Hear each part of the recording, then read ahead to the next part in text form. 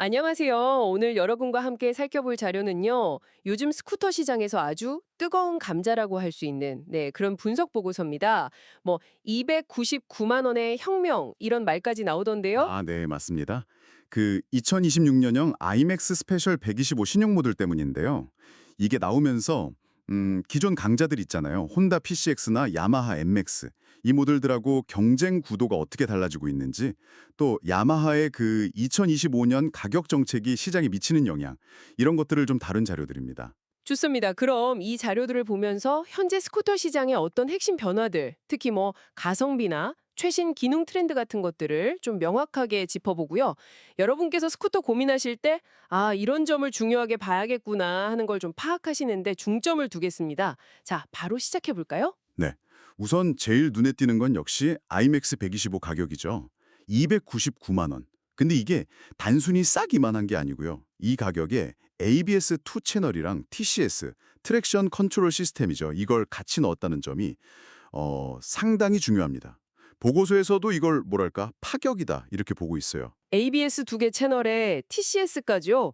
잠깐만요. PCX도 제가 알기론 ABS 한 채널인데 299만 원에 그게 다 들어갔다고요?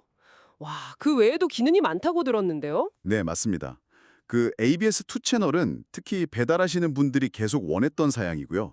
TCS는 이제 미끄러운 길에서 출발하거나 할 때 바퀴 헛도는 걸 막아주니까 아무래도 안정성이 높아지죠.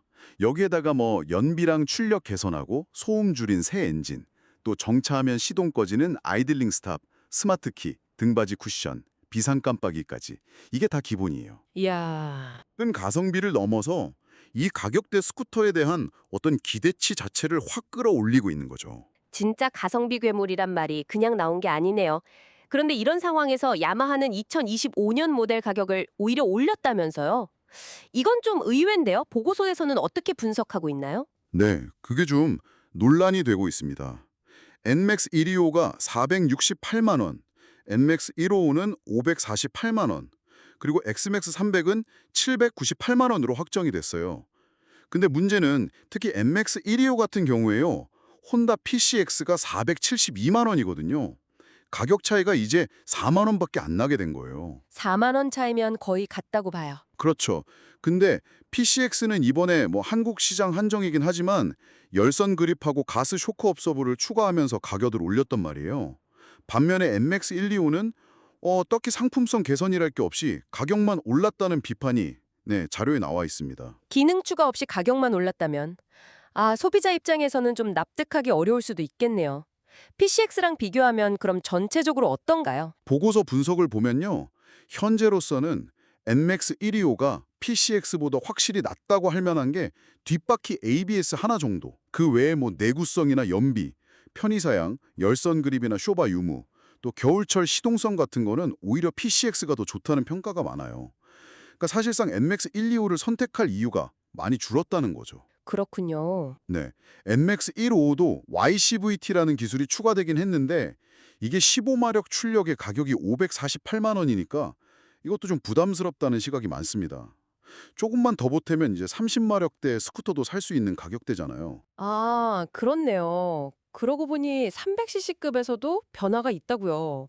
엑스맥스 300 가격이 798만 원이면 혼다 포르자 350보다 비싸진 거네요. 포르자가 779만 원이니까. 예전엔 엑스맥스가 가성비로 좀 알려지지 않았었나요? 맞아요. 완전히 상황이 역전된 거죠. 가격이 뒤집히면서 이제 평가도 달라졌어요. 현재로서는 포르자 350이 엑스맥스 300보다 싸면서도 뭐 출력, 토크, 연비 이게 배기량이 더 높은데도 연비가 더 좋다고 나와요. 내구성, 겨울철 시동성 여러 면에서 더 낫다는 분석입니다. 아, 특히 그 엑스맥스 300은 고질적인 겨울철 시동 문제가 아직 해결이 안 됐다는 지적이 계속 있거든요.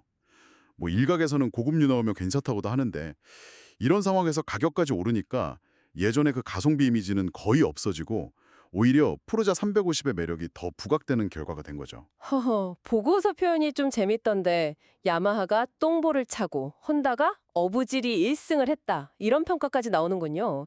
이런 평가엔 가격 정책 말고 다른 이유도 좀 있을까요? 네, 그런 점도 지적이 되고 있어요. 야마하가 공식 홈페이지에 연비 정보를 제대로 표기를 안 한다는 점인데요. 이게 뭐 연비에 자신이 없는 건지 아니면 그냥 소비자한테 중요한 정보인데 좀 소홀히 하는 건지 의문이라는 거죠. 국내 2위 수입사인데 기본적인 정보 제공 책임 면에서 좀 아쉽다는 비판이 나오고 있습니다.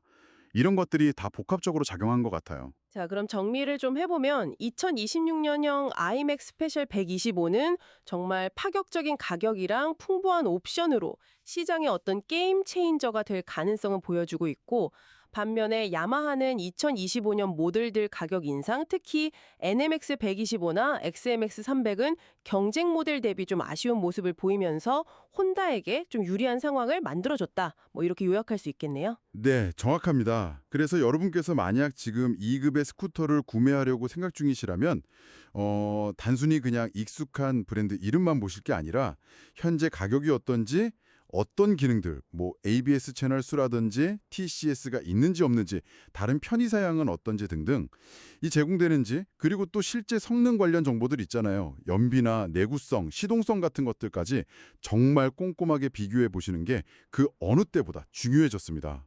시장이 정말 빠르게 움직이고 있어요. 네, 확실히 그렇네요.